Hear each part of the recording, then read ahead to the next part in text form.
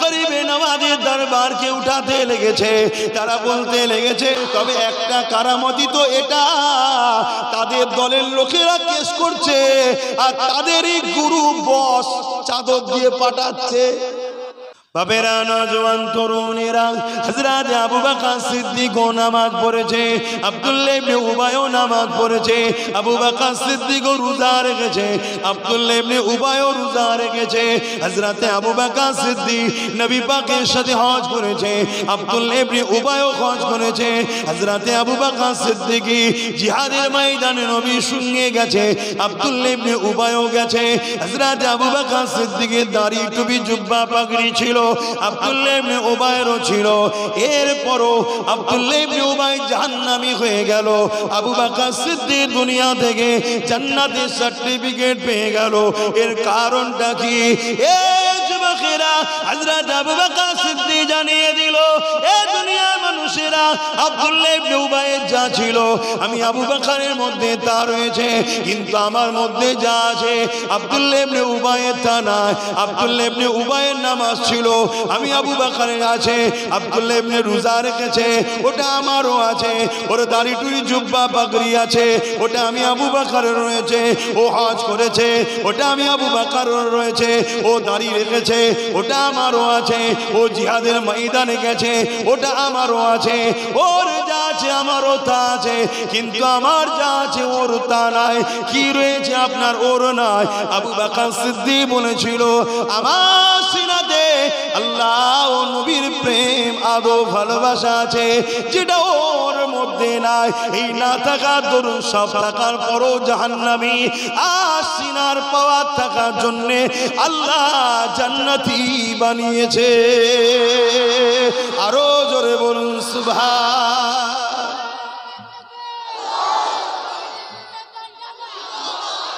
এ যুবকেরা, তরুণেরা, এই একটাই কথা বারবার বলে যান, দুনিয়া আমাদেরকে মিটাতে চাইছে।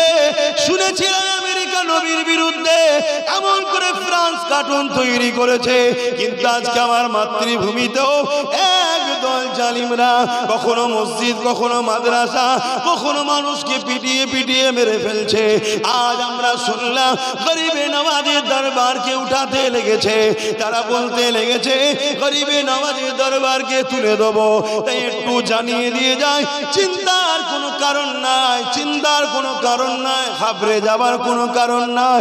কেননা এতদিন যার তার সঙ্গে লড়াই হয়েছে, এবারে যার সঙ্গে পাল্লা পড়েছে এটা অন্য কেউ নয়, শেরে খোদা মাওলা আলীর বেটা সঙ্গে লড়াই হবে। এ যুবকেরা, তরুণেরা, গরিবে নওয়াজের অনেক কারামতি শুনেছি, অনেক কারামতি পড়েছি, কিন্তু নজরে কখনো দেখেনি। বাবা বাঁচা, কথা বুঝছেন না, বোঝেন না? ওরা ভেতরে ভেতরে কিছু খপ খপ দেখেছি, কেন তাও কি জানে,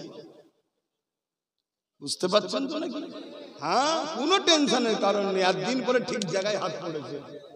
ঠিক জায়গায় হাত না পড়লে আমরা বড় টেনশনে ছিলাম, আমাদেরকে মেরে দিচ্ছিল, আমরা কিছু করতে পারছিলাম না। এবারে শেরে খোদা আলীর বেটার সঙ্গে হয়েছে। আহ, এত সহজ? হ্যাঁ, এ দুনিয়ার মানুষেরা, 850 বছর আগে আমার গরিবে নওয়াজ রাজার উটকে বসিয়ে দিয়েছিল। তৎকালীন রাজারা গরিবে নওয়াজের বসানো উটকে তুলতে পারেনি। আজকে চুনোপুটি ছুঁচোগুলো বলছে মাজা তুলে দেবো। সময় থাকতে থাকতে ক্ষমা চেলে নাই, খোদার মার যখন পড়বে আওয়াজ হবে না, সব ফাঁকা হয়ে যাবে। চীনে নাকি আবার উঠেছে একটা কি, আমি আর বেশি বলবো নি, কেন এর আগেবারে বলাতে লেগে গেছিল, বুঝতে পারছেন? আমি আর বেশি বলবো না, এইটুকু শুধু ইশারা দিলাম। আল্লাহ ভালো জানে, যা মুখ দিয়ে বলি হয়ে যাচ্ছে। 4-5 বছর আগে যা বলেছিলাম আজকে ঘটছে না, ঘটে না। ওই জন্য বেশি কিছু বলবো না, চেপে রাখি, কোথা কি হয়ে যাবে। কিন্তু উঠেছে একটা নতুন করে, শুনলাম তেল কাটাতে, বুঝতে পারছেন তো নাকি? হ্যাঁ, কেন শয়তান বেশি লাভালাভি করলে আল্লাহর পক্ষ থেকে মার আসে। কিন্তু আমাদেরও ভুল হচ্ছে না, হয়নি? আমরা ওই শয়তানদের নিয়েই তো নাচানাচি করি, একটু কাতার আলাদা করো, আর না হয় এক কাতারের মনে করে সব একসাথে ধরে নেবে। শুনছেন তো নাকি? এই দেখলেন না আমার দেশে কোন জায়গায় বেশ পেপারে দেখছিলাম, মুসলমান মনে করে গুলি করে মেরে দিয়েছে, পরে শুনছি ব্রাহ্মণের ছেলে। জি আসসালামু আলাইকুম, আপনারা দেখছেন ইউটিউব চ্যানেল বলছে বাড়ি বাড়ি সব অস্ত্র রাখো বলছে না, ইসলামিক ভিডিও পেতে আমাদের সঙ্গে থাকুন আর চ্যানেলটিকে সাবস্ক্রাইব করুন, পাশে থাকা বেল আইকনটি অবশ্যই প্রেস করুন। প্রতিটি আপডেট রাখ অস্ত্র, আমাদের অস্ত্র লাগবে নাকি? আমাদের কি লাগবে? সিনার পাওয়ার, আল্লাহর প্রেম, আল্লাহর ভয়, নবীর প্রেম ও আদব, এটা আমাদের লাগবে। আমাদের সব ছুরি টুরি অস্ত্র বোম বন্দুক লাগে না। যে লাগছে রাখুক গে যাক, দেখবি বেকায়দায় নিজেই না ছেড়ে দিচ্ছে। এই গত কদিন আগে মুসলমানের ঘর মনে করে 10-12টা ঘরকে পুড়িয়ে ফেলেছে, শুনছেন তো নাকি? খোদা এখনো সাহায্য করছে না, করেনি। একটু ভালো হয় যুবকগুলো, একটু ভালো হয়। রং তামাশায় মেচে কিচ্ছু মজা নেই গো, এসব চোখের ধোকা, এসব চোখের ধোকা। আল্লাহ ও রসুলের দিকে আসো, সম্মান পাবে, ইজ্জত পাবে, দিলের শান্তি পাবে, পরকালে জান্নাত পাবে। কথা যখন এসে গেছে একটু গরিবের নামাজের দু একটা কথা বলে নি। হ্যাঁ, কি গো অসুবিধা আছে নাকি? এখন তো আবার গরিবের নওয়াজের মাজারের হয়ে অনেক মুসলমান আন্দোলন করছে, বাঁচাতে হবে। কি আমি সেদিন দেখলাম কলকাতাতেও আন্দোলন হচ্ছে, বাঁচাতে হবে। মেম্বারে যারা বসে আছে ওদের মধ্যে 50টার উপরে যাদের আকীদা হলো মাজার ভেঙে দাও। কি নাটক চলছে? বলছে অকাপ বাঁচাতে হবে, মেম্বারে যারা বসে আছে ওদের মধ্যে 50% অকাপ ঝেড়ে বসে আছে। আরে কি নাটক চলছে? হযরতে গরিবে নওয়াজ হিন্দুস্তানে এলেন, আনা সাগরের পাশে বিশাল এক ময়দান দেখে হুজুর বললেন, বাবা এখানে দাঁড়াও, সাগরের পানিটাও বেশ সুন্দর, উজু করো বাবা, আজান দাও, নামাজ পড়ি। আজান হলো, নামাজ হলো, আর হুজুরের মুরিদদের নিয়ে বসে আছেন গরিবে নওয়াজ। এমন সময় রাজার উট যারা চড়ায় তারা উটকে চড়িয়ে নিয়ে এসে হাজির হয়েছে। গরিবে নওয়াজকে দেখে বলছে, হে মুসাফির, এখান থেকে ওটো, এখানে রাজার উট বসে। গরিবে নওয়াজ বললেন, এত বিশাল ময়দান আছে, অন্য জায়গায় বসাও না, এখানে কেন? বলল না, এখানেই বসবে। গরিবে নওয়াজ বললেন, বাবা কুতুবউদ্দিন বখতিয়ার কাকি, চলো বাবা, মনে হয় এখানেই ওরা বসতে চাইছে, তো রাজার উট যখন এখানে বসেই থাকুক, চলো। চলে গেছেন। পরের দিন সকাল হয়েছে, প্রতিদিনের ন্যায় উট চারণকারী এসে হাজির, উটকে তুলতে চাইছে আর উট উঠছে না, অনেক চেষ্টা মারধর। রাজার কাছে খবর গেল, রাজা মশাই, একজন দরবেশ মানুষকে বলেছিলাম, সে বলেছিল উট বসে আছে, বসেই থাক। রাজা মশাই ঘরে ছুটেছে। কেন রে বাবা, ছুটলি কেন? রাজা মশাই ঘরে ছুটে গিয়ে একটা কাগজ বার করেছে। কাগজটা তার মা লিখে দিয়ে গেছিল একটা কথা। কি কথা লিখেছিল? রাজা খুলে দেখছে, এই বাবা, তোর রাজত্ব চলাকালীন একটা মুসলিম দরবেশ আসবে, সে তোর রাজত্ব নেবে না, সে একত্ববাদ, এক মালিকের প্রচার আসবে, গরিবকে ঘরে অধিকার দিতে আসবে, বিধবার মর্যাদা দিতে আসবে, এতিমকে অধিকার দিতে আসবে, উঁচু জাত নিচু জাত বলে কিছু থাকবে না, মানুষের ভেদাভেদ দূর করতে আসবে। তার পিছনে লাগবি না বাবা, যদি লাগিস তোর রাজত্ব চলে যাবে। কে বলেছিল? মা লিখে দিয়েছিল। রাজা পড়ছে, পড়তে পড়তে ভাবছে, ধর, মা যখন লিখেছে 90 বছর বয়স, মাথা মাথা ঠিক আছে, আমার হাতে মিলিটারি আছে, ফোর্স আছে, অস্ত্র আছে, সৈন্য আছে, এই একটা দরবেশকে দেখে ভয় খেতে হবে, এটা উড়িয়ে দেবো এক্ষুনি, কামানের সামনে বসাবো, উড়িয়ে দেবো। অহংকার। কি অহংকার? ক্ষমতার জোরে যারা অহংকার হয় তাদের পতন অনিবার্য। কিন্তু গরিবে নওয়াজের কাছে চিঠি করলো রাজা, যে বাবাকে যে বলো অবালা পশুগুলোকে কেন কষ্ট দিচ্ছে। গরিবে নওয়াজ বললো, আমরা মুসলমান, আমরা কখনো কাউকে কষ্ট দিই না। যে বলকে যাও পশুগুলোকে, যার হুকুমে বসেছো তার হুকুমে উঠে যাও। সঙ্গে সঙ্গে পশুগুলো আবার উঠে গেল। জোরে বলুন সুবহান।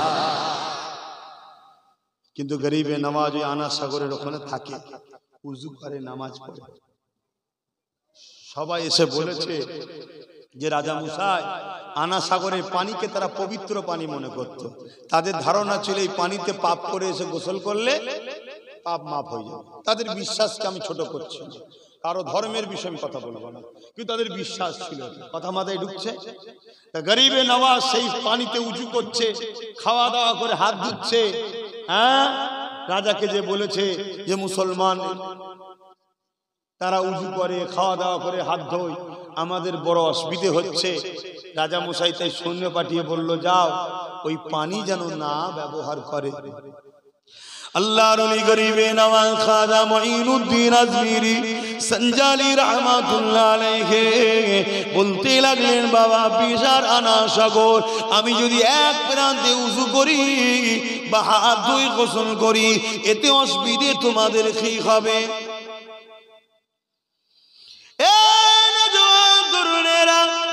কিন্তু সৈন্যরা বড় জোর করলো, না রাজার হুকুম আপনি পানি নিতে পারবেন না। গরিবে নওয়াজ বললেন, বাবা কুতুবউদ্দিন বখতিয়ার কাকি রে বাবা, মনে হয় আর পানি নিতে দেবে না, তাই একটা জগ বা পাত্রতে পানিটা বাবা উঠিয়ে নাও, প্রয়োজনে কাজে লাগবে। আর যখন উঠাতে যাবে ওই আনা সাগরকে বলে দিও মুঈনুদ্দিন ডেকেছে। তরুণীরা বাপেরা পাত্রখানা ডুবালো, আর যখনই পাত্রখানা উঠলো সমস্ত পানি শেষ হয়ে গেল, ওই পাত্রের মধ্যে পানি চলে এলো। এ যুবকেরা চতুর্দিকে খবর ছড়িয়ে গেছে, হই হই শুরু হয়ে গেছে। রাজার কাছে যে সবাই অভিযোগ দিতে লেগেছে, রাজা মশাই পাপের বোঝা নিয়ে যাব কোথায়? ওখানে তুলে পাপ পূর্ণ হয়ে যেত, পাপ ঝরে যেত, পুকুরে পানি নেই তো সাগরে কোথায় দেবো? রাজা মশাই বড় চিন্তা পড়ে গেছে। আরে মুসলমান কোন চাইছে কি? এ আজকের রাজার আসল, আমরা মুসলমান কিছু চাই না, আমরা মুসলমান চাই এই জমিন আল্লাহর, আমরা আল্লাহর দাসত্ব করব স্বাধীনভাবে, আমাদেরকে ডিস্টার্ব করো না, আর আমরা ইজ্জতের রুটি খাবো, কারো ভিক্ষা আমরা চাই না, কারণ রিজিকের মালিক আল্লাহ, অন্য কেউ নয়। তাই গরিবে নওয়াজের কাছে যখন সৈন্য সামান দর পাঠিয়ে দিল, রাজা নিজেও চলে গেল, না খিসরানি দিতে লাগলো, বাবা মুঈনুদ্দিন, এ বাবা দরবে মুসাইর, এমন করে মানুষগুলো বড় পেরেশানে পড়ে গেছে, আপনি পানিখানা ফিরিয়ে দিন, আপনি কি চান বলুন? আমার গরিবে নওয়াজ বলেছিলেন, আমি একটাই জিনিস চাই, মানুষকে সত্যের মেসেজ দেবো, এই মেসেজে তোমরা আমাকে ডিস্টার্ব করবে না, আমি তোমার রাজত্ব নিতে আসি, আমি দেশের প্রধান হব এ স্বপ্ন নাই। আজকে আমিও বলছি হুকুমাত ঘরে আমি নেতা হব, পিএম সিএম হব, এ স্বপ্ন আমাদের নাই। আমাদের স্বপ্ন আমরা আমার আল্লাহ ও রসুলকে নিয়ে হাসি খুশিতে থাকতে চাই, আর আল্লাহ দিয়ে রিজিক নিয়ে স্বাধীনভাবে বাঁচতে চাই, তাই তো নাকি? আমাদেরকে টোকো না, আর যদি টোকো ছাড়বো না, সোজাসুজি কথা। তুমি তোমার নিয়ে থাকো, আমার দেখা দরকার নেই। তুমি খুঁটিকে ধরে টানাটানি করবে না আলোকে ধরে টানাটানি করবে? কাকে খোদা বলবে? তোমার বিশ্বাস তোমার কাছে, আমাকে ঘেটিও না, আমাকে আমার নিয়ে থাকতে দাও, ঠিক না বে? ঠিক গো।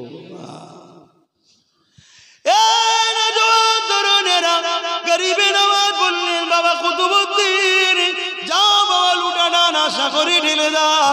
যখনই লুটার পানি ডানা সাগরে ঢেলে দিল, কানা পরিমাণ হয়ে গেল। এ যুবকেরা, তরুণেরা, বাপেরা, মনে রাখবেন গরিবে নওয়াজ আমাদেরকে ভারতবর্ষে বসিয়েছে, পৃথিবীর কোনো ক্ষমতা না আমাদেরকে এখান থেকে উঠাতে পারে। এনআরসি বলুন, সিএ বলুন, আর ক্যাকা ছিছি যাই বলুন না কেন, কোনো জিনিস দিয়ে ভারতের মুসলমানকে মিটানো যাবে না, কেননা ভারতের মুসলমানকে গরিবে নওয়াজ বড় আদর করে বসতে দিয়েছে। তরুণেরা, গরিবে নওয়াজের আর একটা কথা মনে পড়ে গেছে। হুজুর আমার একদিন রাস্তা দিয়ে যেতে লেগেছে, এ যুবকেরা এমন সময় একটা ধর্মগুরু এমন করে সে তার দেবীকে উপাসনা করে, তার বিশ্বাস তার কাছে, সে তার পবিত্র দেবীকে উপাসনা করে। এমন করে সে ছিল ধর্মগুরু। তার কন্যা বাবাকে জিজ্ঞাসা করতে লেগেছে, বাবা তুমি কি করো, এই ফলগুলো কি আমাদের দেবী খায়? এমন করে সেই বাবা বলতে লেগেছে, না খাই না। কিন্তু কন্যা বলতে লেগেছে, হ্যাঁ আমি খাওয়াবো তাকে। এই বলে এক বাটি দুধ নিয়ে ওই এমন করে তার বিশ্বাসের জায়গা, তার পবিত্রতার কাছে স্থানে এসে ওই দেবীকে খাওয়াতে লেগেছে। সে তো খায় না, তাকে বারবার বলতে লেগেছে, সে তো কিছু দিয়ে খেতে চায় না। লাস্টে হালকা বয়সের কন্যা মহিলাটা সে জেদে এসে গিয়ে ওই দেবীর কাছে পাথরে মাথা ঠুকতে লেগেছে। আরে কন্যাটা রক্ত বেরোতে লেগেছে। ঠিক এমনই সময় রাস্তা দিয়ে গরিবে নওয়াজ যেতেছিল। গরিবে নওয়াজ এই দৃশ্যটা দেখে এমন করে ওই দিকে আগিয়ে এসে বলতে লেগেছে, এ মামি ছেলে কি করতে লেগেছো মা? ওই সময় কন্যা বলতে লেগেছে, আমি আমার প্রভুকে খাওয়াতে লেগেছি। গরিবে নওয়াজ বলছে, এই পাথরের মূর্তি তো কখনো খাবে না রে মা। তার বাবা যেভাবে বলেছিল গরিবে নওয়াজও সেম কথা বলেছে, কিন্তু কন্যা একটাই যে আমি আমার প্রভুকে খাওয়াবো, কেন সে খাবে না? গরিবে নওয়াজ বলতে লেগেছে, মারে এ কখনো খেতে পারেনি, পাথরের তো তৈরি মারে। কিন্তু সেই মহিলা বলতে লেগেছে, আপনি আপনার রাস্তায় যান, আমার ধর্মীয় বিষয়ে আপনাকে কথা বলতে হবে না। কিন্তু গরিবে নওয়াজ সে জায়গায় যখন দাঁড়িয়ে দেখে ওই কন্যাটা আবার পাথরে মাথা ঠুকতে লেগেছে, কপাল দিয়ে রক্ত বেরোতে লেগেছে। গরিবে নওয়াজ বলে উঠলো, কেন এই মেয়েটাকে কষ্ট দিচ্ছিস? জলদি করে খেলে। সঙ্গে সঙ্গে ওই পাথরের মূর্তি গার হা করেছে আর ওই কন্যা তাকে খাওয়াতে লেগেছে। তরুণেরা এই দৃশ্য দেখে কন্যা করে চলে যে বাবাকে বলতে লেগেছে, আমি খাইয়েছি আমার প্রভুকে, আমার দেবীকে খাইয়েছি, কিন্তু কেউ বিশ্বাস করতে চায় না। কন্যা বলল, তাহলে আবার চলো, কালকে গিয়ে খাওয়াবো দেখবে। কিন্তু কালকে আবার এসেছে কন্যাটা, খাওয়াতে চাইছে খেতে চাইছে না, খাওয়াতে চাইছে খেতে চাইছে না। কন্যা রকুল বলে উঠলো, যদি তুই না খাস ওই মুসলমানটাকে ডেকে আনবো যেই গরিবে নওয়াজের কথা বলেছে। সঙ্গে সঙ্গে আবার পাথরের মূর্তি খেতে লেগেছে। আরো জোরে বলুন সুবহান।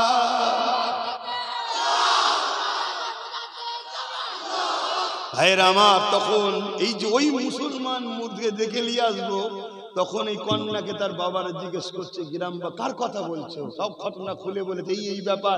একজন যাচ্ছিল, তো চলো তার খোঁজে বেরোই। আমার গরিবে নওয়াজ একটা গাছতলায় বসে আল্লাহর ইবাদতে ছিলেন, সেখানে সবাই যে হাজির হলেন, সবাইকে গরিবে নওয়াজের হাতে হাত দিয়ে ইমানের কলেমা পড়ে এক আল্লাহর উপাসনা শুরু করলো। জোরে বলুন সুবহান। সেই গরিবে নওয়াজকে তুলে দেবে।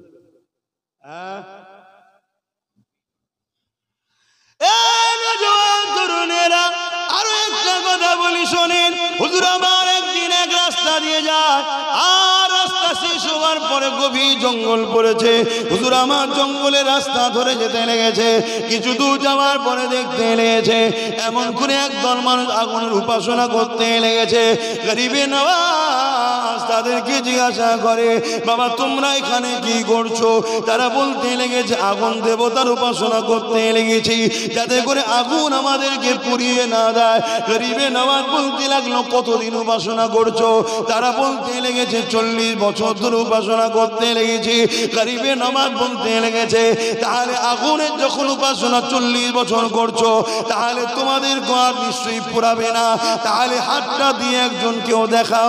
তারা বলতে লেগেছে, না পুড়ে যাবে, আগুনের কাজ তো পুড়িয়ে দেওয়া। গরিবে নওয়াজ বলে উঠেছে, না রে, আগুনের ক্ষমতা নেই পুড়াতে পারে। হ্যাঁ আমিও বলে যাচ্ছি আগুনের ক্ষমতা নেই পুরাতে পারে, সব ক্ষমতার মালিক হলো একজন আল্লাহ। আল্লাহ হুসাইয়ুন কাদির, সব কিছুর ক্ষমতা আল্লাহ।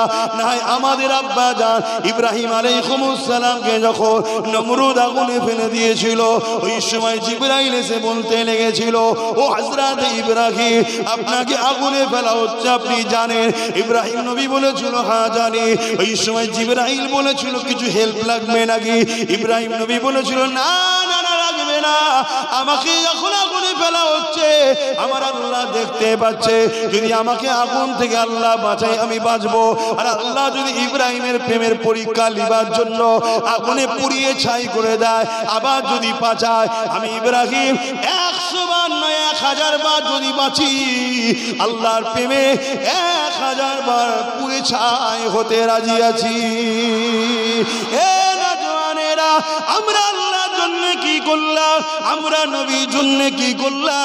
একবার বালিশে মাথা দিয়ে চিন্তাটা করো যে জীবনটা কিভাবে বানালাম, জীবনটা কোন রাস্তায় কাটালাম। গানে কাটিয়ে দিলাম, যাত্রায় কাটিয়ে দিলাম, ফাংশনে কাটিয়ে দিলাম, খেলা মেলা নিয়ে কাটিয়ে দিলাম। আজকে বাড়ি বাড়ি বন্ধন লোন ঢুকে গেল, বাড়ি বাড়ি সুদ ঢুকে গেল। এ যুবকেরা, তরুণেরা, কাল তোমাকে কতল করবে যারা, কাল তোমাদেরকে মূলোর মতো পেঁয়াজের মতো যারা কাটতে চায়, তারাই কিন্তু তোমাদের বাড়িতে সুদ ঢুকিয়েছে, তারাই তোমাদেরকে গান যাত্রা মেলা দিয়েছে। কেন দিয়েছে?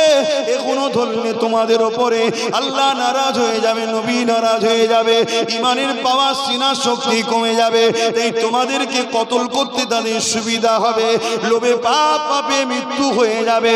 এই মনে রাখো, আল্লাহর উপরে ভরসা রাখো। সংসারে অভাব হয়েছে, তাহাজ্জুদ পড়ো, ফজরের নামাজ পড়ে আল্লাহর কাছে কাঁদো, আমার আল্লাহ আমার সংসার বড় অভাব, আমার রুজিতে বরকত দেন।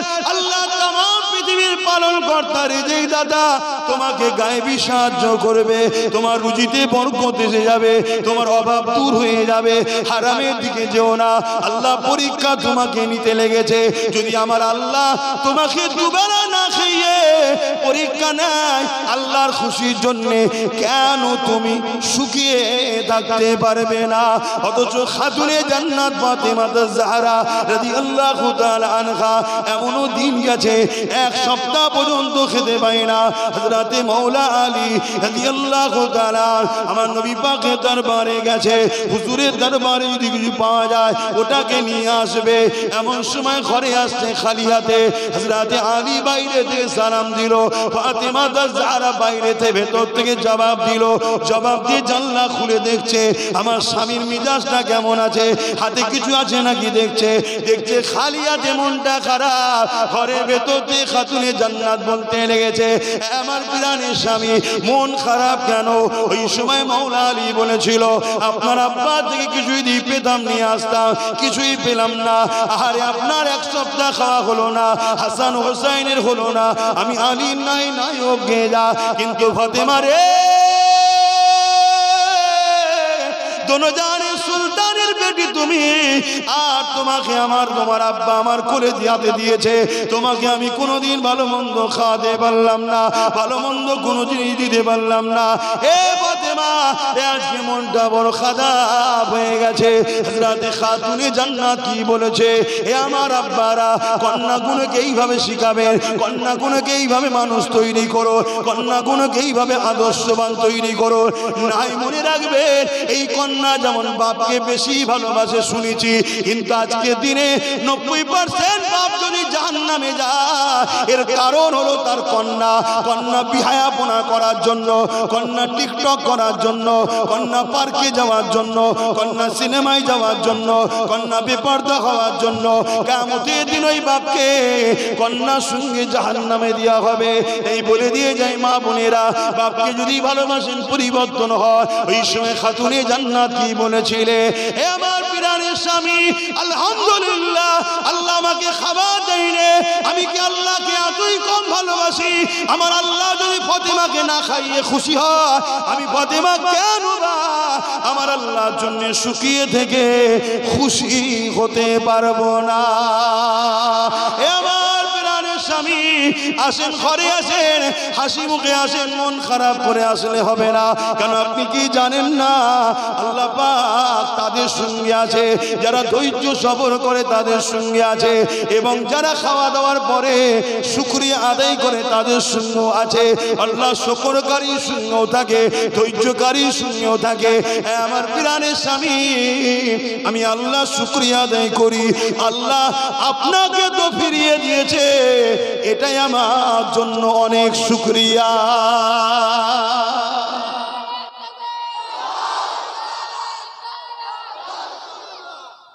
ধরুন না স্বামীকে চাপ দিলেন, স্বামী বাইরে বেরিয়ে গেল কাজের জন্য, বিবি শখ মিটাতে হবে, টেনশনে যেতে যেতে অ্যাক্সিডেন্ট হয়ে গেল, কি হবে বলুন? জীবনের মতো গেল তো। এবার কাকে কি বলবেন? শুনছেন, আমার স্বামী হিসাবে আপনি যে ফিরে এসেছেন এটাই আলহামদুলিল্লাহ। আল্লাহ তো আপনাকে ফিরিয়ে দিয়েছে, রুজি নাই নাই এসেছে, আপনি তো এসেছেন। এভাবে জীবন যাপন শিখিয়েছে খাতুনে জান্নাত আমার নবী। অথচ দোনো জাহানের সুলতান, পৃথিবীতে প্রত্যেকটা মানুষ যা পায় যা খায় সব আমার নবীর থেকে পায়। জোরে বলুন সুবহানাল্লাহ। আমি আব্বাস সিদ্দিকী আজকে সন্ধ্যায় আমার ভাইয়ের বাড়ি যা নাস্তা করলাম, ভাই তো মাধ্যম, মূলত পেলাম মদিনা ওয়ালার ঝুলি থেকে। রেজেকের মালিক আল্লাহ, কিন্তু ডাইরেক্ট ওখান থেকে মদিনায় আসে, মদিনা থেকে কায়নাতে বন্টন হয়। জোরে বলুন সুবহানাল্লাহ। বুখারীর হাদিস বলছি, আনা কাসিমুল্লাহু ইউতি বা আনা কাসিমুল্লাহু মুতি। देने वाला बनाने वाला मौला बेशक खुदा है, मगर मरते हैं मेरे मुस्तफा। जोरे बोलुन सुभान। সেই নবী তিনার মেয়েকে কি শিক্ষা দিচ্ছে? মা, স্বামীর ঘরে জিহালে থাকো, খুশিতে থাকো। রাসূলের থেকেই তো শিখেছে। হ্যাঁ, আহা, খাতুনে জান্নাত দুনিয়া থেকে চলে যাবে, বিছানায় শুয়ে আছে, দোনো জাহানের সুলতানের মেয়ে, দোনো জাহানের সুলতান। সামান্য একটুখানি বাপ যদি বড় পদ পেয়ে যায়, নেতা কেতা হয়ে যায়, তার মেয়ের মিজাজই আলাদা। কি সে না মেয়ে না পুরুষ বুঝাই মুশকিল হয়ে যাবে, তার ধান ধান তার চাল চলন এমন হয়ে যায়। কি দোনো জাহানের সুলতানের মেয়ে, যার জন্য কায়নাত হয়েছে। আমার নবী পাকের কলিজার টুকরি খাতুনে জান্নাত বিছানায় শুয়ে আছে, চলে যাবে না। হযরত আলী হুজুরের কোলে মাথা দিয়ে শুয়ে আছে, সরি, বিছানার উপরে আলী হুজুরের কোলে মাথা দিয়ে, স্বামীর কোলে মাথা দিয়ে স্ত্রী শুয়ে আছে, চলে যাবে। হযরত আলী হুজুরের চোখ ভর্তি পানি। ফাতেমা, আমি কোনদিনের জন্য তুমি আমার কাছে কিছু চাও না। শোনেন, মেয়েদের ঘরে শিক্ষা দিতে পেরেছেন? হ্যাঁ, জীবনে কোনদিন তুমি আমার কাছে কিছু চাওনি। প্রতিদিন নতুন নতুন ইসলামিক ভিডিও পেতে আমাদের সঙ্গে থাকুন। আজকে তুমি চলে যাচ্ছ ফাতেমা, আমার জীবনের একটা বাসনা, তুমি আমার কাছে কিছু একটা মুখ ফুটে চাও। হযরতে খাতুনে জান্নাত মুচকি এসে বলছে, প্রাণের স্বামী, আমি আপনার উপরে রাজি ও খুশি। জোরে বলুন সুবহানাল্লাহ। পৃথিবীর শ্রেষ্ঠ পুরুষ কে? যাকে তার স্বামী স্ত্রী বলবে তুমি ভালো। শুনছেন? আর স্ত্রীর কাছে ভালো হওয়াটা আপনারা হাড়ে হাড়ে বোঝেন, তাই তো নাকি? কথা বলছো না? আরে বেঁকা হাড়ে তৈরি মা, বাপ আদমের বাঁদিকের পাঁজর থেকেই তৈরি তো নাকি? আল্লাহর নবী বলেছে বেশি টানাটানি করবে না, ভেঙে যাবে। বেঁকা হাড়ে মানিয়ে জুনিয়ে নিয়ে চলো। হ্যাঁ, তো পৃথিবীর শ্রেষ্ঠ পুরুষকে? যাকে তার স্ত্রী বলবে আমার স্বামী শ্রেষ্ঠ।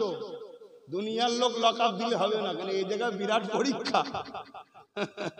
তো যা খাতুনে জান্নাত বলছে আমার স্বামী, আমি বলছি তো আপনি আমার, আমি আপনার উপরে রাজি ও খুশি, কোনো অভিযোগ আপনার উপর নাই। তাহলে পৃথিবীর শ্রেষ্ঠ পুরুষ হযরত আলী। কথা বুঝে আসছে? পুরুষদের মধ্যে শ্রেষ্ঠ পুরুষ না, স্ত্রীর লকআপ দিয়েছে। তথাপিও হযরত আলী হুজুর বলছেন, আমি স্বামী হিসাবে আমার শখ গেছে যে আমার স্ত্রী কোনোদিন কিছু চাইলো না, আজকে চলে যাবেন, একটা তো কিছু চান। হযরতে ফাতেমা হুজুর বলছে, যখন আপনার এতই শখ, আহ কুরবান যা, কি জিন্দেগি তিনাকে। আর আমরা কি করছি? আল্লাহ আমাকেও মাফ করুক, আমাদেরকে মাফ করুক, বলুন আমিন। একটা আপেল নিয়ে আসেন, সেব নিয়ে আসেন, যান আপনার জন্য শখ গেছে, একটা আপেল নিয়ে আসেন, সেব। হযরতে আলী রাদিয়াল্লাহু তাআলা বড় আদর করে খাতুনে জান্নাতের মাতাকে তাকিয়া বালিশের উপরে রেখে বাজারে রওনা দিয়েছে খুশিতে বড়। আজ প্রথম আমার স্ত্রী আমার কাছে কিছু চেয়েছে। স্ত্রী তো স্ত্রী না, জান্নাতি রানীদের, নারীদের সর্দারিনী।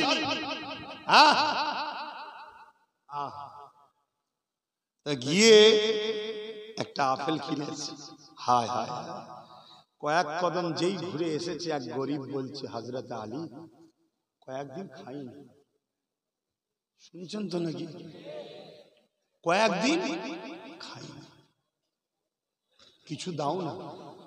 আর হযরত আলী হুজুরের কাছে ওই দিন এতটা কম পয়সাই ছিল, এই একটা সেব কেনার মতোই পয়সা ছিল, আর কোনো পয়সা। পরীক্ষা কাকে বলে বুঝছেন? এরকম পরীক্ষা আল্লাহ দিয়েছে আমাদের। আমরা তো একটুতেই পাগলা হয়ে যাচ্ছি, হবে কি হবে কি হবে। আমি আমার কথাও বলছি, কি হবে কি হবে, পেরেশান। আল্লাহ আমাকে হিদায়াত করেন, বলুন আমিন। হযরত আলী হুজুর চিন্তা করছে, জীবনের প্রথমবার আমার স্ত্রী, আর চলে যাবে ফাতেমা, থাকবে না। একটা আপেল খাওয়ার শখ করলো, আর এইদিকে মুসাফির আল্লাহর বান্দা চাইছে।